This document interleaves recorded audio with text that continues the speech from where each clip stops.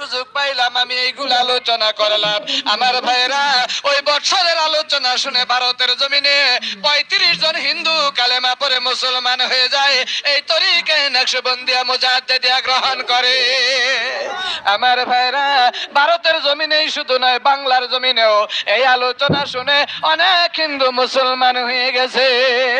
আবিনে আদামা ফাইজা যাকারাল্লাহ খানাসা ওয়া ইজা গাফালা ওয়াসওয়াসা।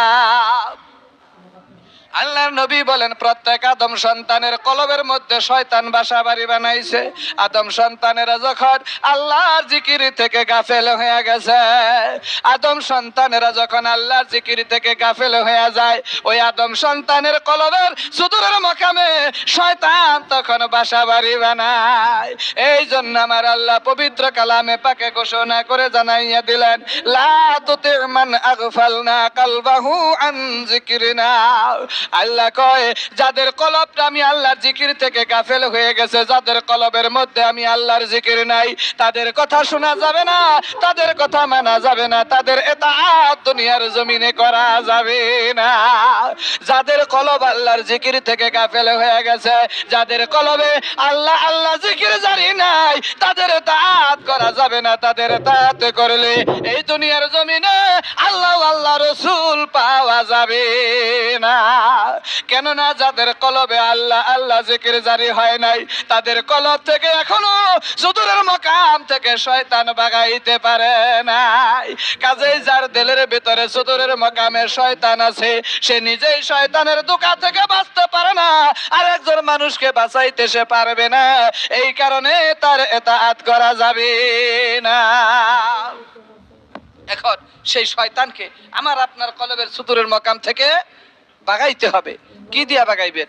বন্দুকের গুলি দিয়া বাগানো যাবে না, রাইফেলের গুলি দিয়া বাগানো যাবে না, স্কাট ক্ষেপণাস্ত্র দিয়া বাগানো যাবে না, অ্যাটম বোম দিয়া বাগানো যাবে না, হাইড্রোজেন বোম দিয়া বাগানো যাবে না সুদূরের মাকাম থেকে শয়তানকে। আর আমার আপনার কলবটাকে পাকার পবিত্র করা যাবে না যতক্ষণ না পর্যন্ত শয়তানকে বাগানো না যাবে। শয়তানকে বাগাইয়া দুনিয়ার জমিনে যখন আমি আপনি আমলের জিন্দেগি তৈরি করতে পারবো, আমার আপনার কলবটা, আমার আপনার দিলটা, আমার আপনার অন্তরাত্মাটা পাক আর পবিত্র হয়ে যাবে। আমার মুর্শিদ চন্দ্রপুরী বলেন, বাবারে, ওই কলবটা পাক আর পবিত্র করার জন্য এই তরিকায় নকশবন্দিয়া মুজাদ্দিদিয়া গ্রহণ করতে হবে। এই তরিকত অতি সহজভাবে সেই আত্মিক পরিশুদ্ধতা ট্রেনিং দেওয়া হয়েছে, যা অন্য কোন তরিকায় এত সহজ এবং অল্প সময়ের মধ্যে সম্ভব নয়। সেই আত্মিক পরিশুদ্ধতা গ্রহণ করা দরকার আছে কি নাই? ভাইরা আমার, এটা কি চন্দ্রপাড়া পিসাবের বানানো কথা কিনা, নাকি কোরআন ও হাদিসের কথা একটু আলোচনা করা দরকার। আত্মিক পরিশুদ্ধতা সম্পর্কে আমার আল্লাহ পবিত্র কালামে পাকে ঘোষণা করেন, কাদ আফলাহা মান তাযাক্কা। আল্লাহ বলেন, যারা পবিত্রতা লাভ করলো তারাই সফলতা অর্জন করলো। কার কথা? আল্লাহর কথা। আল্লাহ বলেন, কাদ আফলাহা মান তাযাক্কা, যারা পবিত্রতা লাভ করলো তারাই সফলতা অর্জন করলো। এই পবিত্রতা দিয়া কোন পবিত্রতা? ভাইয়েরা আমার, আল্লাহর নবী বলেন, এই পবিত্রতার দ্বারা মানুষের আত্মিক পবিত্রতার কথা বলা হয়েছে। আলা ইন্না ফিল জাসাদে মুদগাতান ইজা সালুহাত সালুহাল জাসাদু কুল্লুহু ওয়া ইজা ফাসাদাত ফাসাদাল জাসাদু কুল্লুহু আলা ওয়াহিয়াল কাল। আল্লাহর নবী বলেন, মানুষের এই দেহের ভিতরে একটা গোশতের টুকরা আছে, ওই গোশতের টুকরা যদি পাক আর পবিত্র হয়, এই 3.5 হাত দেহ রাজ্য পাক আর পবিত্র হয়। ওই গোশতের টুকরা যদি না পাক থাকে, অপবিত্র থাকে, এই 3.5 হাত দেহ রাজ্য সমস্তই না পাক আর অপবিত্র থাকে। এই কারণে বাইরা, অপবিত্র থাকার কারণে আমরা পবিত্র সত্তার সন্ধান লাভ করতে পারি না। আত্মিক পরিশুদ্ধতা ব্যতী রেখে কোন মানুষ আল্লাহ আল্লাহ রসুলের সাথে সম্পর্ক তৈরি করতে পারে না। পারবে? আমার কোথায় গিয়ে আল্লাহকে তালাশ করব, কোথায় গেলে আল্লাহকে পাবো? ঠিকানাবিহীন অবস্থায় তালাশ করে আল্লাহকে পাওয়া যাবে না। আল্লাহ কোরআনে পাকের মধ্যে তাকে পাওয়ার ঠিকানা জানাইয়া দিছে। আপনি ঢাকা শহরে গেলেন, একটা লোককে তালাশ করেন, এই লোকের কোনো ঠিকানা আপনার জানা নাই, আপনি কি সেই লোককে খুঁজে ঢাকা শহরে পাবেন? ঠিকানাবিহীন অবস্থায় একটা লোককে যদি ঢাকা শহর থেকে খুঁজে না পাওয়া যায়, এই সৃষ্টি জগৎ থেকে আপনার প্রভুকে, আপনার মালিককে, আল্লাহকে আপনি ঠিকানাবিহীন অবস্থায় কি করে তালাশ করে পাবেন? পাওয়া সম্ভব? ভাইয়েরা আমার, আজকে মুসলমানেরা মসজিদে আল্লাহকে তালাশ করে, হিন্দুরা মন্দিরে তালাশ করে, খ্রিস্টানেরা গির্জায় তালাশ করে। আমার ভাইয়েরা, মসজিদে মন্দিরে গির্জায় তালাশ করে আল্লাহকে পাওয়া যায় কিনা? যায়। ভাইয়েরা আমার, পাইতে হলে আমার ভাইয়েরা, সেটা হলো ট্রেনিং সেন্টার। মসজিদ হলো আল্লাহ পাওয়ার ট্রেনিং সেন্টার। ওখান থেকে ইবাদত করবে, ইবাদতের ট্রেনিং আর প্রশিক্ষণ গ্রহণ করে করে মানুষগুলো আল্লাহ পাকের ঠিকানা সংগ্রহ করে আমলের জিন্দেগি তৈরি করে আল্লাহকে লাভ করবে। আল্লাহ কি মসজিদে, পাহাড়ে, পর্বতে? আমার ভাইরা, কোথায় গিয়ে আল্লাহকে তালাশ করবেন? আমার আল্লাহ কয়, ওয়াফি আনফুসিকুম আফালা তুবসিরুন। আমার আল্লাহ কয়, বান্দারে, তোমাদের মাঝেই তো আমি আল্লাহর চিহ্ন আর নিদর্শন বিরাজমান, তোমরা কি তা দেখো না? আফালা তুবসিরুন, ওয়াফি আনফুসিকুম আফালা তুবসিরুন। ও বান্দা, তোমাদের মাঝে আমি আল্লাহর চিহ্ন আর নিদর্শন বিরাজমান, তোমরা কি দেখো না? অর্থাৎ দেখার মতো চক্ষু নাই, দেখার মতো যোগ্যতা নাই, যার কারণে আমরা দেখতে পাই না। ভাইয়েরা আমার, এই চক্ষু দিয়ে আল্লাহর চিহ্ন আর নিদর্শন দেখা যাবে কিনা? দেখা যাবে না। আত্মার চক্ষু বেঁধে রেখে এই জাহেরা চক্ষু দিয়া আমার আল্লাহর চিহ্ন সমূহ, নিদর্শন সমূহ আমার আপনার মাঝে বিরাজমান, দেখা যায় না, যাবে না। এই চক্ষু দিয়া আমি আমার দেহটাকে পুরোপুরি দেখি। এই চোখ দিয়ে আপনি আপনার দেহ পুরোপুরি দেখেন? দেখা যায় না। এই চোখের অতি নিকটে আপনার কপাল, কপাল কি আপনারা দেখেন? এই চোখের অতি নিকটে আপনার মাথা, তা কি আপনি দেখেন? এই চোখের একেবারেই নিকটে আপনার পিছনে ঘাড়, আপনি কি তা দেখেন? আপনার পিছনে মেরুদণ্ড, আপনি কি দেখেন? তাহলে এই চক্ষু দিয়ে আপনার শরীরের অনেক অংশই আপনি দেখতে পান না। তাহলে বোঝা গেল এই চক্ষু দিয়ে আল্লাহর নিদর্শন সমূহ দেখা যাবে না। আবার আমাকে আমি দেখতে পারি যদি একটা আয়নার সামনে ধরতে পারি, ঠিক না? আবার আয়নার পিছনে যদি পারদ না থাকে, তাহলে ওই আয়নায়ও দেখা যাবে না। আসতেছি পরে আলোচনায়। ভাইয়েরা আমার, আমার নিজের এই জাহেরা দেহটাকে এই চক্ষু দিয়ে আমি দেখতে পারি না। কেমন করে এই চক্ষু দিয়ে আল্লাহকে দেখবো? এই জন্য আমার আল্লাহ পবিত্র কালামে পাকে ঘোষণা করে দিয়েছেন, লা তা'মাল আবসারু ওয়ালাকিন তা'মাল কুলুবিল্লাতী ফিস সুদূর। আমার আল্লাহ কয়, বান্দারা, ও দুনিয়ার মানুষেরা, এই চক্ষু যাদের অন্ধ, তারা অন্ধ নয়, প্রকৃত অন্ধ নয়, বরং দিলের চক্ষু যাদের অন্ধ হয়ে গেছে, তারাই হলো প্রকৃত অন্ধ। মান কানা ফি হাযিহি আ'মা ফাহুয়া ফিল আখিরাতি আ'মা। আমার আল্লাহ কয়, এই দিলের চক্ষু যাদের দুনিয়ার জমিনে অন্ধ রইল, আখিরাতেও তারা অন্ধ হয়ে উঠবে। কাজেই মাওলার দিদার তাদের নসিব হবে না। এই কারণে আমার ভাইরা, এই দিলের চক্ষু তৈরি করতে হবে, দিলের চক্ষু পয়দা করতে হবে। আত্মিক পরিশুদ্ধতা ব্যতী রেখে আত্মার চক্ষু তৈরি হবে না। আর আত্মার চক্ষু তৈরি না হওয়া পর্যন্ত আমার মাওলা পাকের নিদর্শন আমার আপনার মাঝেই বিরাজমান, তা দেখা যাবে না। ও ভাইরা আমার, এই কারণে আত্মিক পরিশুদ্ধতা লাভ করতে হবে। আমার ভাইরা, আমার আল্লাহর ঠিকানা দিয়ে দেন, বান্দারে, আমি আল্লাহ তোমাদের থেকে দূরে নয়, আমি আল্লাহ তোমাদের অতি নিকটে। নাহনু আকরাবু ইলাইহি মিন হাবলিল ওয়ারিদ। আমার আল্লাহ কয়, বান্দা, আমি আল্লাহ তোমাদের গারের শাহরগের চাইতে বেশি বেশি নিকটে। আমার ভাইরা, এই গারের শাহরগের চাইতে বেশি নিকটে যেই আল্লাহ, যেই মাওলা, ওই মাওলাকে তালাশ করলাম না, ওই মাওলাকে খুঁজলাম না, তাই মাওলার সন্ধান মিলে না। ও ভাইয়ের আমার, কতক্ষণ মাওলা নিকটে থাকে আর কতক্ষণ দূরে থাকে আমার আল্লাহ অর্বত অন্যত্র ঘোষণা করে জানাইয়া দিলেন, ওয়া হুয়া মাকুম আইনা মা কুনতুম। বান্দা, যেখানে যে অবস্থায় থাকো না কেন, আমি আল্লাহ সর্ব অবস্থায় তোমাদের সাথে সাথেই আছি। ও ভাইয়ের আমার, যেই মাওলার চিহ্ন আর নিদর্শন আমার আপনার মাঝে বিরাজমান, যে আল্লাহ আমার আপনার ঘরের কুয়াশা রোগের চাইতে বেশি বেশি নিকটে যে আল্লাহ সর্ব অবস্থায় আমার আপনার সাথে সাথেই আছেন, ওই মাওলাকে তালাশ করি না, ওই মাওলাকে খুঁজি না, খোঁজার মতো যোগ্যতা নাই, তালাশ করার মতো যোগ্যতা নাই, যার কারণে আমরা ওই মাওলাকে পাই না। আমার রাসূল সাল্লাল্লাহু আলাইহি ওয়াসাল্লাম আরো পরিষ্কার করে মাওলা পাওয়ার ঠিকানা জানাইয়া দিয়েছেন। আমার নবী মুহাম্মদুর রাসূলুল্লাহ সাল্লাল্লাহু আলাইহি ওয়াসাল্লাম হাদিস শরীফের মধ্যে ঘোষণা করেন, কুলুবুল মুমিনিনা আরশুল্লাহ, মুমিন বান্দার কলব হলো মাওলা পাকের আরশ, মাওলা পাকের বসবাসের জায়গা। ওই যেই কলব মাওলা আমার বানাইছেন আমার ভাইরা, যেই কলবটা যেই দিলটা মাওলা তার কুদরতি হাত দিয়ে বানাইছেন, ওই কলবটাই হলো মাওলার বসবাসের জায়গা। আমার ভাইরা সেই যোগ্যতা নাই, সেই অবস্থা আমি আপনি হাসিল করতে পারি নাই, যার কারণে মাওলার সাথে যোগাযোগ নাই। আল্লাহ ভাইরা আমার, তাই আমার মুর্শিদ বলেন, বাবারে ওই অবস্থা যদি তুমি অনুভব করতে চাও, ওই অবস্থা যদি তোমার মধ্যে তুমি ফিরে পেতে চাও, বাবারে যেই ক্ষমতা হারিয়ে ফেলেছো, যেই জিনিস হারিয়ে ফেলেছো, তা যদি পুনরুদ্ধার করতে চাও, বাবা এখনো সময় আছে। আত্মা শুদ্ধ আর দিল জিন্দা, নামাজে হুজুরি তৈরি করে নাও। আত্মা যদি শুদ্ধ হয় তোমার দিল জিন্দা হবে, দিল যদি জিন্দা হয় নামাজে হুজুরি হবে, নামাজে হুজুরি যদি হয় তোমার নামাজে মেরাজ হবে, নামাজে মেরাজ যদি হয় আবদার মাবুদের সাথে যোগাযোগ হবে। তাহলে সেই আত্মা, সেই তেল, সেই কলব আমার আপনার পাকার পবিত্র করা প্রয়োজন আছে কি নাই?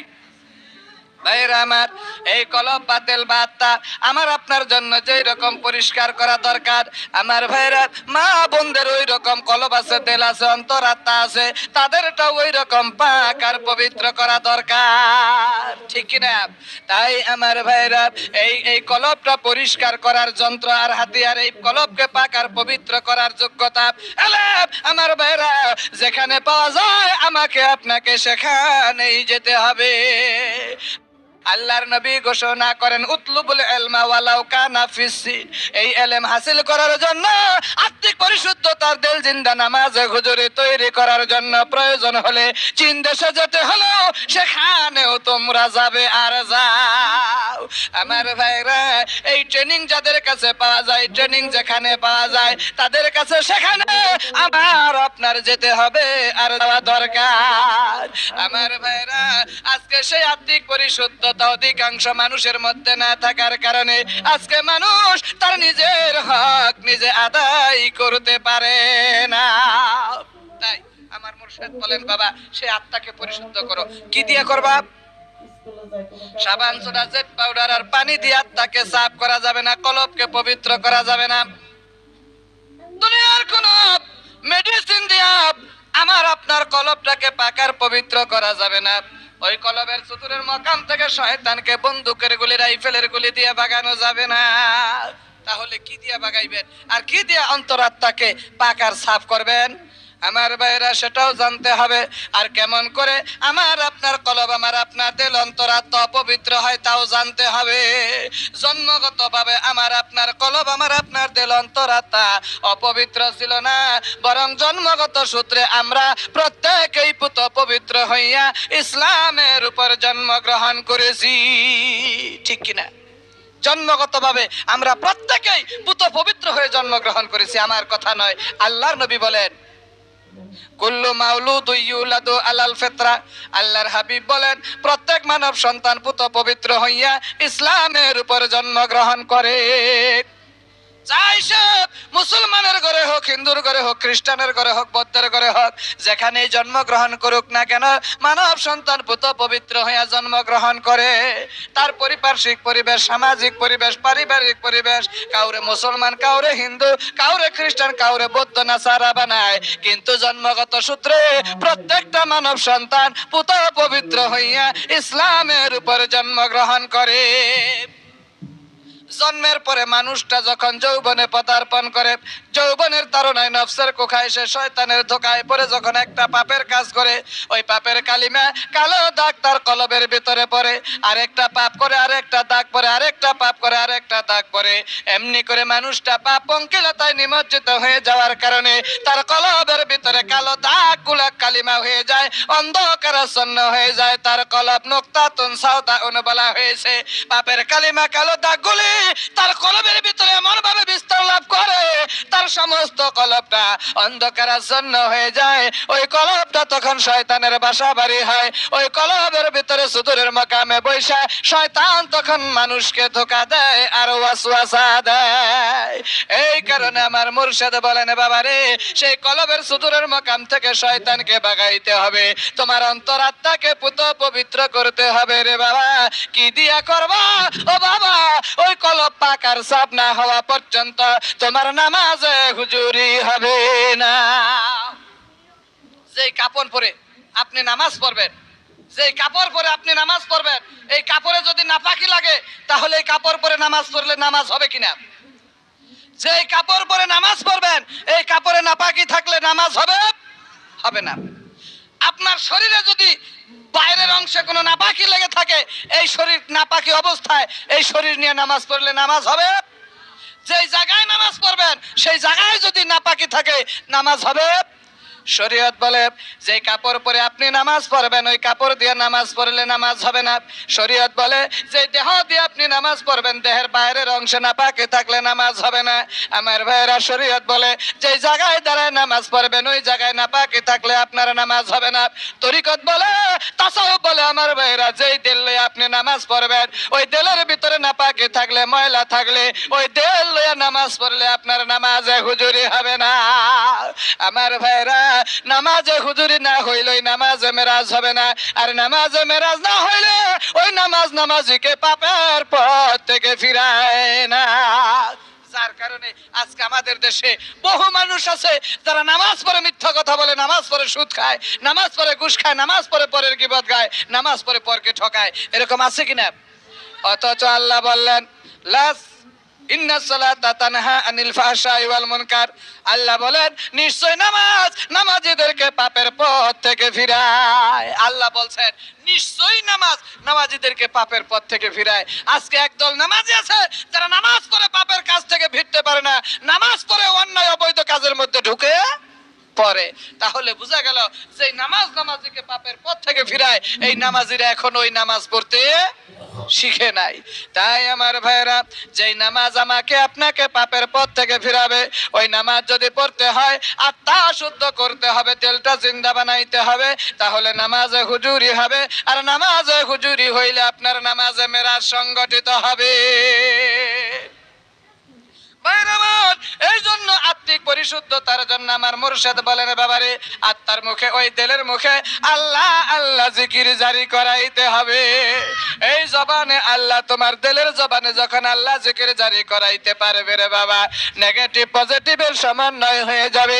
শয়তান ধোঁকা দিতে পারবে না, ওয়াসওয়াসা দিতে পারবে না। ওই হালাতে নামাজ পড়লে নামাজে হুজুরি হয়ে যাবে।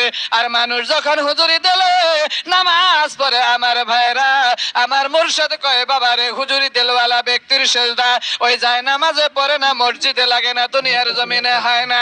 একটা মানুষ যখন হুজুরি দিল সেজদা ওই যায় নামাজের মধ্যে দেয়, মসজিদে লাগায় আর দুনিয়ার জমিনে দেয় রে বাবা। আমার মুর্শিদ কয়, বাবারে ওই নামাজির ওই সেজদা ওই যায় নামাজে যাওয়ার আগে আর মসজিদে লাগার আগে, দুনিয়ার জমিনে পড়ার আগে আমার মাওলা তার কুদরতি কদম ওই বান্দার সেজদার নিচে লাগাইয়া দেয়। ওই নামাজের ভিতরে মেরাজ সংগঠিত হয়ে যায়। ওই নামাজে আপনার মাবুদের মধ্যে যোগাযোগ হয়ে যায়। ওই নামাজ নামাজিকে পাপের পথ থেকে ফিরায়। এইবার নিজের বুকে হাত দিয়ে নিজের বিবেককে প্রশ্ন করেন, আমার আপনার জীবনে আমি আপনি কয় ওয়াক্ত নামাজ, কয়দিন ওই নামাজ পড়তে পারলাম? যেই নামাজে হুজুরি হয়, যেই নামাজে মেরাজ হয়, ওই নামাজ আমার আপনার জীবনে কায়েম করা, তৈরি করা প্রয়োজন আছে কি নাই? ভাইরা আমার, এই কারণে আমার মুর্শিদ কয় বাবারে আত্মাকে পরিশুদ্ধ করে আত্মার মুখে আল্লাহ আল্লাহ জিকির জারি করায় দাও। ও বাবা, যদি জিকির জারি করাইতে পারো তোমার আত্মা শুদ্ধ হবে। আল্লাহর নবীও জানাইছেন লিকুল্লি শাইইন ইসকালা ওয়া সাকালাতুল কুলুবি জিকিরুল্লাহ লা ইলাহা ইল্লাল্লাহ লা ইলাহা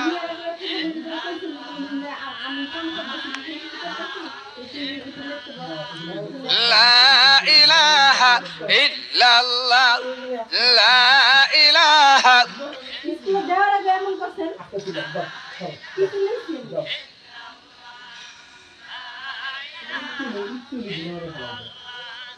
লা ইলাহা ইল্লাল্লাহ লা ইলাহা ইল্লাল্লাহ লা ইলাহা লা ইলাহা ইল্লাল্লাহু মুহাম্মাদুর রাসূলুল্লাহ সাল্লাল্লাহু আলাইহি ওয়াসাল্লাম। আল্লাহর নবী বলেন লিকুল্লি শাইইন সিকালা ওয়া সিকালাতুল কুলুবি যিকিরুল্লাহ। প্রত্যেক জিনিস পাক আর পবিত্র করার জন্য, সাফ করার জন্য যন্ত্র আছে, ঔষধ আছে, মেডিসিন আছে। আমার আপনার কলব, আমার আপনার দিল, আমার আপনার অন্তরাত্মা পাক আর পবিত্র করার জন্য যন্ত্র হলো, ঔষধ হলো, মেডিসিন হলো আল্লাহ আল্লাহ নামের জিকির। আমার মুর্শিদ চন্দ্রপুরী বলেন বাবারে এই জিকির শুধু জবানে করলেই চলবে না, এই জিকির শুধু দুই ঠোঁটের মধ্যে সীমাবদ্ধ রাখলে চলবে না রে বাবা। এই জিকিরটা তোমার দিলের জবানে আত্মার মুখেও জারি করাইতে হবে বাবারে। আত্মার মুখে এই জিকির যদি জারি করাইতে পারো ঈমান নিয়ে কবরে যাওয়া সহজ হয়ে যাবে। আর আত্মার মুখে যদি জিকির জারি করাইতে না পারো রে বাবা, এই মৌখিক জিকির লইয়া ঈমান নিয়ে কবরে যাওয়া কঠিন হইয়া যাবে। ঠিক কিনা? এই যে মৌখিক জিকির, আমার মুর্শিদ চন্দ্রপুরী বলেন বাবা এটা মৌখিক জিকির প্রাইমারি ক্লাসের লেখাপড়া। এই লেখাপড়া সামান্য কারণে মানুষ ভুলে যায়। যেমন এখন আমরা জিকির করলাম কিছুক্ষণ, যতক্ষণ আল্লাহ আল্লাহ জিকির বা লা ইলাহা নফিস বাতের জিকির করলাম ততক্ষণ আমার আপনার জবানে জিকির ছিল। এখন জবান বন্ধ করে দিছি, মৌখিক জিকিরটাও বন্ধ। আবার দেখা যায় মরণের আগে অনেক মানুষের দুই একদিন আগে, দুই এক ঘন্টা আগে, 2, 4, 5, 10 মিনিট আগে অনেক মানুষেরই জবান বন্ধ হয়ে যায়, যায় কিনা? জবান বন্ধ হয়ে যাওয়ার কারণে মৌখিক জিকিরটাও বন্ধ হয়ে যায়। এই হালাতে তার দিলের ভিতরে জিকির জারি না থাকলে এই লোকটা ঈমান নিয়ে কবরে যাইতে পারলো কিনা ভয় থাকে। আমার মুর্শিদ চন্দ্রপুরী বলেন বাবারে এই জবানের জিকির বন্ধ হয়ে যায় যাবে বাবা, দিলের জবানে আত্মার মুখে আল্লাহ আল্লাহ জিকির যদি জারি করাইতে পারো বাবা, আয় হায় আজরাইলের হাতে গিয়ে ওইটা আল্লাহ আল্লাহ জিকির করবে, যার কারণে আজরাইল এ আত্মার সাথে সম্মানজনক আচরণ করবে রে বাবা। এটাকে কষ্ট দিবে না, আরামের সাথে বের করে নিয়ে যাবে। আমার ভাইরা এই জন্য জবানের জিকিরটাকে আমার আপনার দিলের জবানে জারি করাইতে হবে। মৌখিক জিকির প্রাইমারি ক্লাসের জিকির, এই জিকিরের মধ্যে সীমাবদ্ধ থাকলে চলবে না। এই মৌখিক জিকির লা ইলাহা ইল্লাল্লাহ এটা আমরা মুসলমানেরাই শুধু স্বীকৃতি দেই না, এই পৃথিবীতে যত ধর্ম আছে সকল ধর্মেই এই লা ইলাহা ইল্লাল্লাহর স্বীকৃতি আছে। এমন কোন ধর্ম আসেনি যেই ধর্মে লা ইলাহা ইল্লাল্লাহর স্বীকৃতি নাই? তালাশ করলে পাবেন না। এমনকি হিন্দু ধর্মেও এই লা ইলাহা ইল্লাল্লাহর স্বীকৃতি আছে। ইতিপূর্বে আমি আর অনেকবার বলেছি ভাইয়েরা আমার, এই কালেমা আমরা যেটা পড়ি এই কালেমা এইরকম ছিল না। এই কালেমা এক সময় ছিল লা ইলাহা ইল্লাল্লাহ ঈসা রুহুল্লাহ, লা ইলাহা ইল্লাল্লাহ আদামু সাফিউল্লাহ, লা ইলাহা ইল্লাল্লাহ ইব্রাহিমু খলিলুল্লাহ, লা ইলাহা ইল্লাল্লাহ মুসা কালিমুল্লাহ, লা ইলাহা ইল্লাল্লাহ মুহাম্মাদুর রাসূলুল্লাহ। ঠিক কিনা ভাইরা আমার? এই কালেমার স্বীকৃতি সকল সময়ে সকল ধর্মেই ছিল এবং আছে।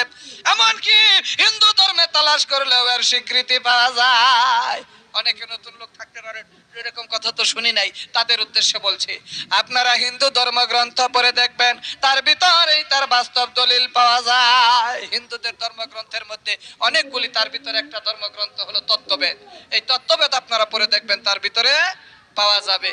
অথর্ব বেদী উপনিষদ তালাশ করে দেখেন, তার ভিতরে লেখা আছে অশ্ব ইল্লাল্লাহ মিত্রা বরুণ্য রাজা তস্নাদতানি দিব্যনি পুনস্তং দুদু হবামি মিলং কবর ইল্লাল্লাহ আল্লাহ রাসূল মুহাম্মদ কং বরস্য আল্লাহ আল্লাহ ইল্লাল্লিত ইল্লাল্লাহ।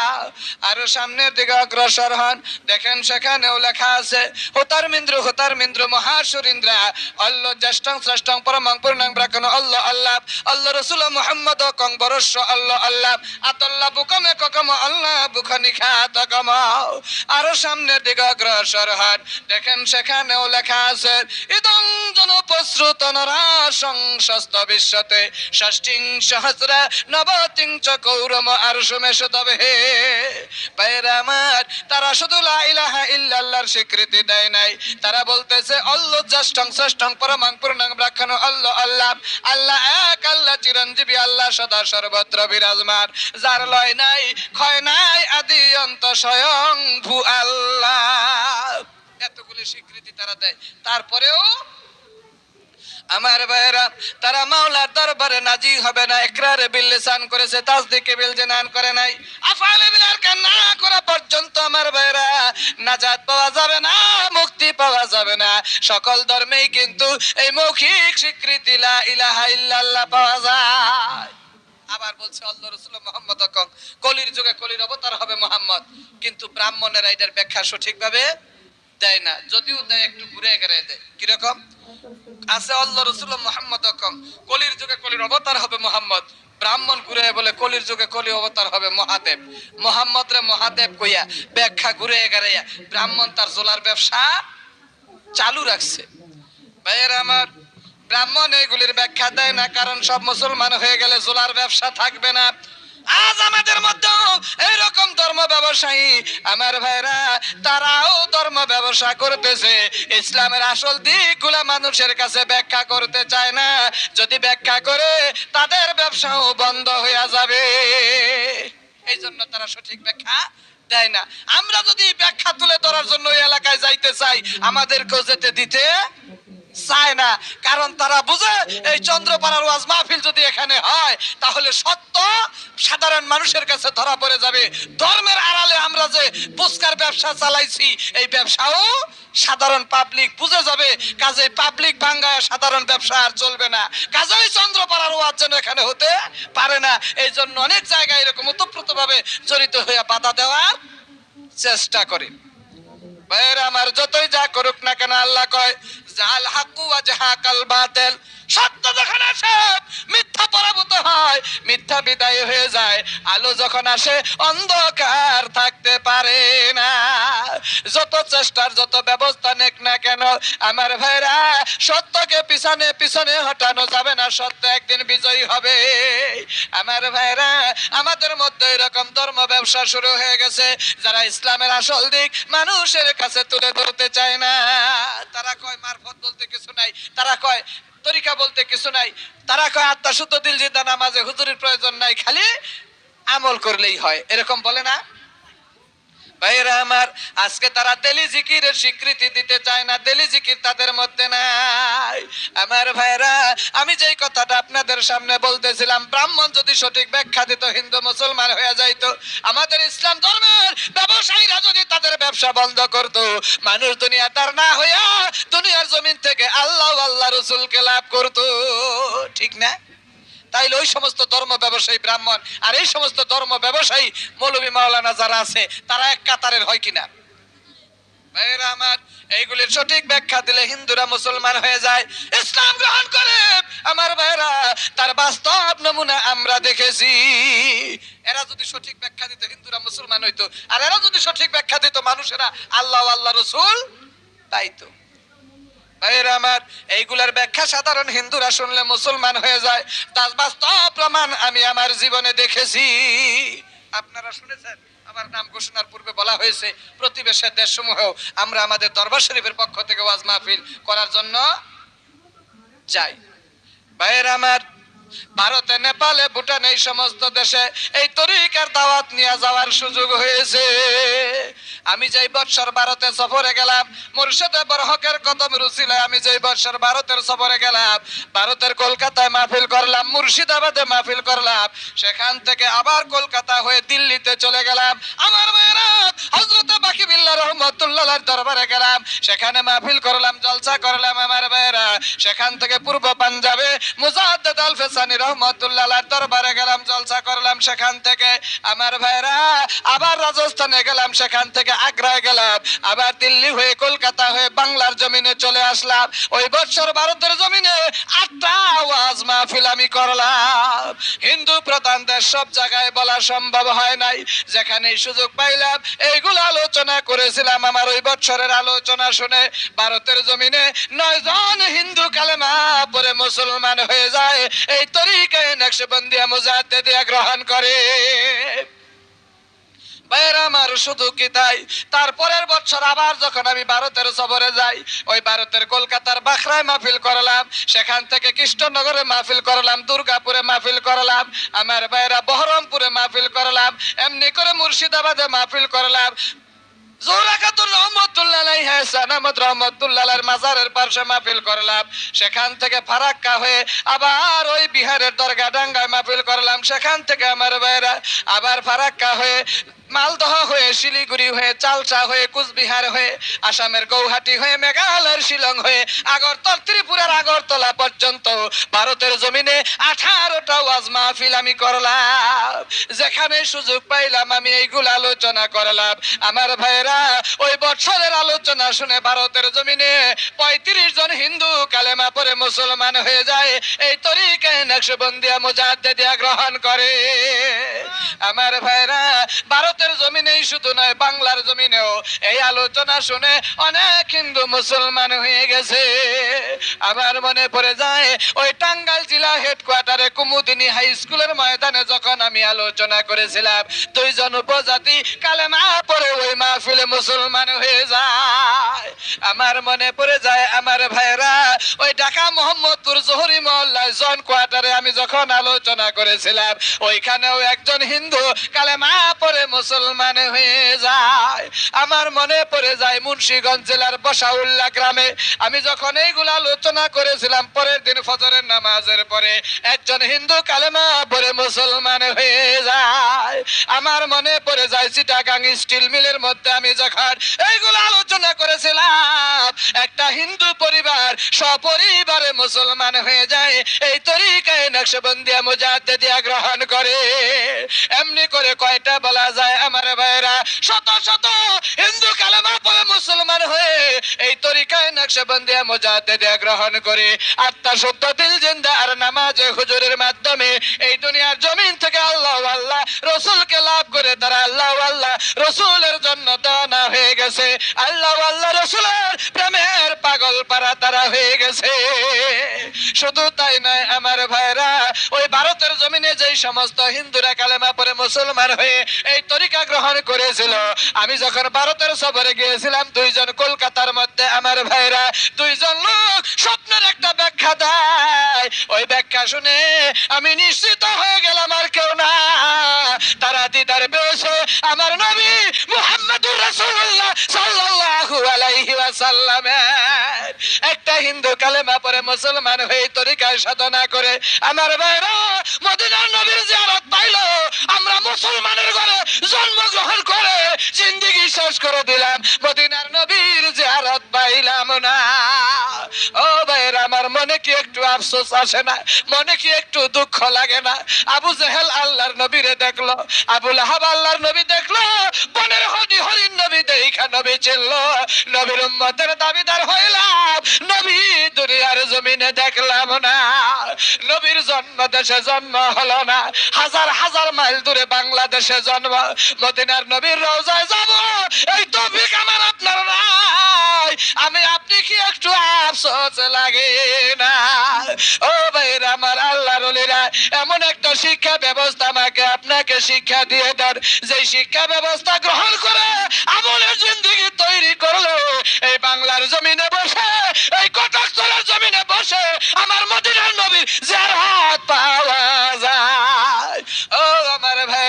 আমার মুর্শিদ কেবলার দরবারে তরিকা গ্রহণ করে করে কত শত মানুষ আমলের জিন্দেগি তৈরি করো আমার মদিনার নবীর জিয়ারত পাইল রে। তাই ভাইরা আমার, আমি আপনাদের খেদমতে বলবো, ওয়াজ করলে সারা রাত্র করা যাবে, ওয়াজ শুনলে সারা রাত্র শুনতে পারবেন। সারা রাত্র ওয়াজ করলাম আর সারা রাত্র ওয়াজ শুনলাম, লাভ হবে? আমল না করলে লাভ হবে না। আমলের জিন্দেগি তৈরি করতেই হবে। আমার আল্লাহ ঘোষণা করেন, ফামান কানা ইয়ারজু লিকা রাব্বিহি ফালইআমাল আমালান সালিহা ওয়া লা ইউশরিক বিইবাদাতি রাব্বিহি আহাদা। ও দুনিয়ার মানুষ, যদি তোমরা আমি আল্লাহর দিদার পাইতে চাও, আমি আল্লাহর নৈকট্য হাসিল করতে চাও, তাহলে দুনিয়ার জমিনে তোমরা নেক আমলের জিন্দেগি তৈরি করো। আর ওয়ালা ইউশরিক বিইবাদাতি রাব্বিহি আহাদা, শিরক মুক্ত ইবাদত এবং নেক আমলের জিন্দেগি তৈরি করো। আমি আল্লাহর নৈকট্য লাভ করতে তোমরা পারবে। সেই আল্লাহর নৈকট্য লাভের জন্য আমার আপনার প্রয়োজন শিরক মুক্ত ইবাদত আর নেক আমলের জিন্দেগি। এই শিরক মুক্ত ইবাদত আর নেক আমলের জিন্দেগি আমার আপনার মধ্যে তৈরি করার জন্য প্রয়োজন আত্মা শুদ্ধ দিল জিন্দার নামাজে হুজুরি। আত্মা শুদ্ধ দিল জিন্দার নামাজে হুজুরির জন্য প্রয়োজন আমার আপনার জন্য কোনো না কোনো কামেল মোকাম্মেল ওলি আল্লাহর সান্নিধ্যে গিয়ে তাদের থেকে প্রশিক্ষণ আর ট্রেনিং গ্রহণ করে আমলের জিন্দেগি তৈরি করা। তাই আসুন আমরা কোনো না কোনো কামেল মোকাম্মেল ওলি আল্লাহর সুহবত এখতিয়ার করে আত্মা শুদ্ধ দিল জিন্দা নামাজে হুজুরি তৈরি করে নেক আমলের জিন্দেগি তথা শিরক মুক্ত ইবাদতের মাধ্যমে আল্লাহ ও আল্লাহর রাসূলকে লাভ করে ঈমান নিয়ে কবরে যাওয়ার জন্য তৈরি হয়ে যায়। মহান রব্বুল আলামিন আজকের এই মাহফিলকে জরিয়া করে আমাদের সকলকে সেই তৌফিক দান করুন। সবাই বলেন আমিন সুম্মা আমিন। ওয়া আখিরু দাওয়ানা আনিল হামদুলিল্লাহি রাব্বিল আলামিন। আসসালামু আলাইকুম ওয়া রাহমাতুল্লাহি ওয়া বারাকাতুহু। ভাইরা আমার, সবাই বসেন। এখন আমরা মদিনার রওজা পাকে দরুদ ও সালাম পেশ করব। এরপরে হায়াতে জিন্দেগির গুনার কথা স্মরণ করে আল্লাহর দরবারে খাঁটি দিলে তওবা করব। তওবার পরে আখেরি মুনাজাত হবে। আখেরি মুনাজাতের পরে আপনারা যদি কেউ এই তরিকা গ্রহণ করে পরীক্ষামূলকভাবে দেখতে চান সত্যি আত্মা শুদ্ধ দিল জিন্দার নামাজে হুজুরি হয় কিনা, সত্যি নামাজে মেরাজ হয় কিনা, সত্যি ইবাদতে মন বসে কিনা, খারাপ থেকে বাঁচা যায় কিনা, ভালোর পথে আসা যায় কিনা, এটা পরীক্ষামূলকভাবে যারা করে দেখতে চান আখেরি মুনাজাতের পরে আমার সামনে আগায় আসবেন। আমি আপনাদের কলমটা দেখায় আল্লাহ আল্লাহ জিকিরের সবক দিয়ে যাব। আপনারা ঘরে বসে পরীক্ষামূলক 40 দিন আমল করবেন। যদি আল্লাহ আল্লাহ জিকিরের ফায়েজ তাসির বুঝেন এই তরিকায় থাকবেন, না হয় তরিকা ছেড়ে দিবেন। এটার আর কোনো দাবি থাকবে না। আমার মুর্শিদ কিবলা বলেন, বাবা আমি দেখাইলো যে এরকম ফায়দা পাবে মানুষ, আপনারা আমার হুকুমে দেখায় দিবেন, তাহলে তারা ওই রকম আমল করতে পারলে ফায়দা পাবে। তাই আখির মুনাজাতের পরে আমার সামনে আগে আসবেন। আল্লাহুম্মা সাল্লি